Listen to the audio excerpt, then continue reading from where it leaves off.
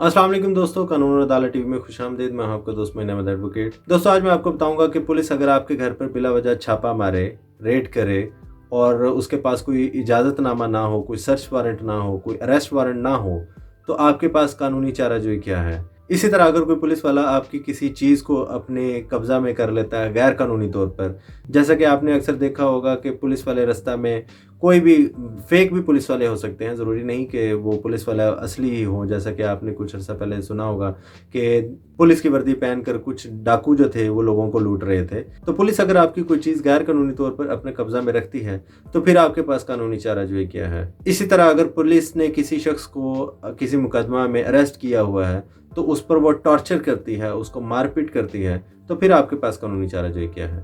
तो इन तीनों सवालों का जवाब एक ही है। जैसा कि आमतौर पर लोग जानते हैं कि पुलिस की अथॉरिटी क्या है, इसकी थ्रेट क्या है, यानी कि लोग आमतौर पर यही कहते हुए पाए जाते हैं कि भाई आप चले जाएं, आप तो पुलिस वाले हैं, आपको तो कोई नहीं पूछेगा, आपको कोई नहीं रोकेगा।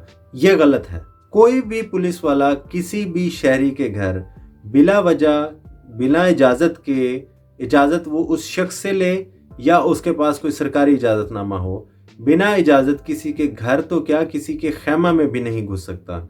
और अगर कोई शख्स, कोई पुलिस वाला किसी के घर बिना इजाज़त के, बिना सर्च वारंट के, बिना अरेस्ट वारंट के आता है तो उसके खिलाफ आप सेक्शन 156 दफ़ा 156 पुलिस ऑर्डर 2002 के तहत दरख्वास्त दे सकते हैं एसपी को, उसके अगेंस्ट प्राइवेट कंप्लेंट कर सकते हैं, उसके अगेंस्ट एफआईआर दर्ज करवा सकते हैं डिस्ट्रिक्ट कोर्ट में दरख्वास्त देकर कि ये शख्स बिना इजाज़त के मेरे घर में दाखिल हुआ। लेकिन बात फिर वही आ जाती है कि आपने सिर्फ एप्लीकेशन देकर बरी ज़िम्मा नहीं हो जाना, आपको बाकायदा उसको परसू करना पड़ेगा। इसी तरह अगर कोई पुलिस वाला आपकी प्रॉपर्टी को अपने कब्ज़ा में ले लेता है तो आप उसके खिलाफ भी इसी सेक्शन के तहत एक एप्लीकेशन मूव करें और उसके खिलाफ कानूनी चाराजोई का रास्ता इख्तियार करें। और अगर पुलिस, जैसा कि जब अरेस्ट करती है तो उसका कोई रिकॉर्ड होता है कि इस शख्स को इस डेट पर अरेस्ट किया गया और जिसने अरेस्ट किया उसका नाम भी मौजूद होता है, आईओ जो होता है वो सब इंस्पेक्टर हो या इंस्पेक्टर हो, एसएचओ हो जिसने उसको अरेस्ट किया होता है,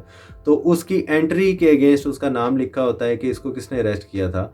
तो अगर उसकी कस्टडी में उस शख्स पर टॉर्चर किया जाए तो आप उस शख्स के खिलाफ जिसने उसको अरेस्ट किया है, आप एफआईआर के लिए एप्लीकेशन दे सकते हैं कि इस शख्स ने अपनी तहवील में रखते हुए इस मुलज़म पर गैर कानूनी तौर पर तशद्दुद किया है। तो उसका मेडिकल करवाएं, उसकी दरख्वास्त दें, उसका मेडिकल करवाएं और उस पुलिस वाले के ख़िलाफ़ प्राइवेट कंप्लेंट फ़ाइल कर सकते हैं, एफआईआर दर्ज करवा सकते हैं या एसएसपी को दरख्वास्त दे सकते हैं डिपार्टमेंटल प्रोसीडिंग के लिए।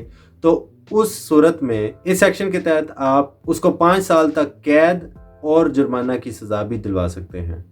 तो याद रखें कि पुलिस वाला कभी भी बिना इजाज़त आपके घर में नहीं घुस सकता, बिना इजाज़त कोई भी चीज़ आपकी अपने कब्ज़े में नहीं रख सकता और किसी भी तहवील में लिए हुए मुलज़म पर तशद्दुद नहीं कर सकता।